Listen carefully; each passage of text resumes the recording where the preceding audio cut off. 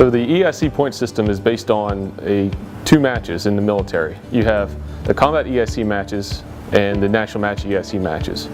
And they're point-based system based on how many people compete in the competition. So if there's 100 people, only the top 10% will get points.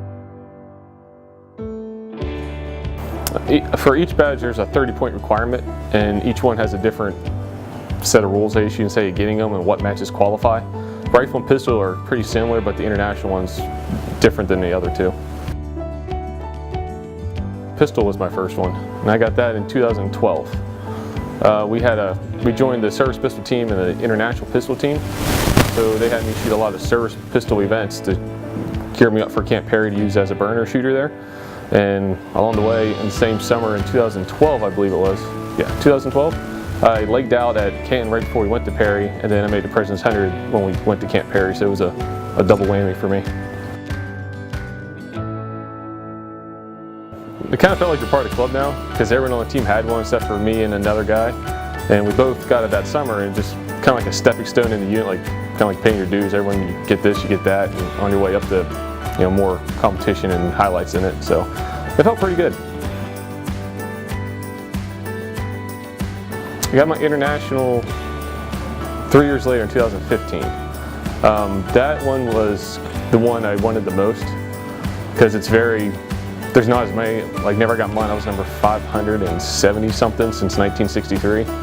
So there's a lot fewer than the other two, and to get those you have to travel overseas a lot to those World Cups, Pan American Games, Olympics, World Championships, just to name a few to get points. It's still 30 points, but it was a lot harder because you have to come in the top 3. You have to medal at each match. Some matches, World Championships, you can do it in team matches also, which is, in 2010 we got the bronze medal for rapid fire pistol in the team event. So that gave me my first 10 points. And it was kind of like a struggle to get the last 20, but I managed to leg out at the Pan American Games in 2015. I won the gold medal there and the Olympic quota for the US, which put me over, so I was really thrilled for that one. I was like, I got the 2, might as well go for the whole set, like why not? We do a lot of rifle matches here at the Small Arms Championships every year, and there's a range not too far from here that does EIC matches also, so it's kind of like, a lot of it was on my own time doing it though, so that made it a little bit more interesting for me because I never got to train it, just kind of go up and on the job training. So it took a while and a lot of failure at matches to finally figure it out. Not necessarily, learning positions was, but it's still sideline and trigger squeeze, and I think I understand those pretty well. So knowing those two and kind of guessing at how to position my body, how to stand, how to do the setting and prone and everything. I don't want to say it all came together, but it wasn't too hard to figure out, but it was still challenging. 2007 till 2018, this year. I didn't really know where the scores needed to be to add up for in national matches you do. So it's kind of like just sitting there with your phone watching the results, making sure no one outshot you pretty much. Like, weight lifted off the shoulder, like it's finally over, it's done, and now I can have fun.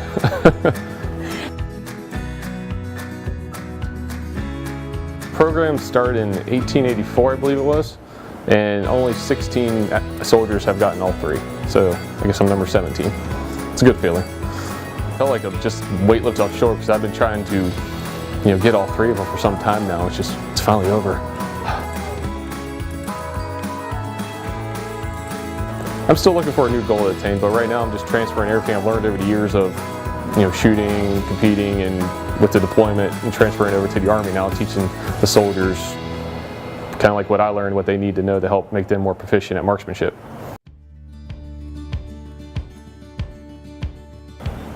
I enjoy, there's a lot of things that they don't know. I mean, it's no one's fault, just like it can help them out. And when they start picking up on, like, there's a lot of math involved. When you start talking about minutes, inches, what yard line you're at, how your sights are moving, and they start to pick it up when you ask them questions, they answer correctly over and over again. Like, I find that pretty rewarding. Like, all right, passing on some knowledge and it's going to be put to a lot of good use. And for me, it's figuring out the best way to transfer this information over. So that's the hard part, because for us, it's just You know, it's what we do, it's what we know, it's no big deal. But whenever you're talking to someone who's not around as much as we are, well, they have a different understanding. You got to work the wording so they can comprehend it or reword something. And that's always a challenge, figuring out a better way to say what you need to say. I think international is more mentally painful because there's, like I said, you got to come in top 3 of everything. There's no 10%. So it's like you're fighting for each point and each medal, and you know, to get points you got to be on the podium. So you're fighting against everyone that has a chance. And honestly, sometimes it turns into a crapshoot. I mean, anyone can win it, but some days you just have to be the best out there. So glad it was me. That's a lot of time dry fired and just getting everything together for it. And I honestly don't even want to think about that or figure it out, because that's a lot of time. It was. Like, I'm glad it was a goal I set whenever I was a private in the Army and finally got to meet it.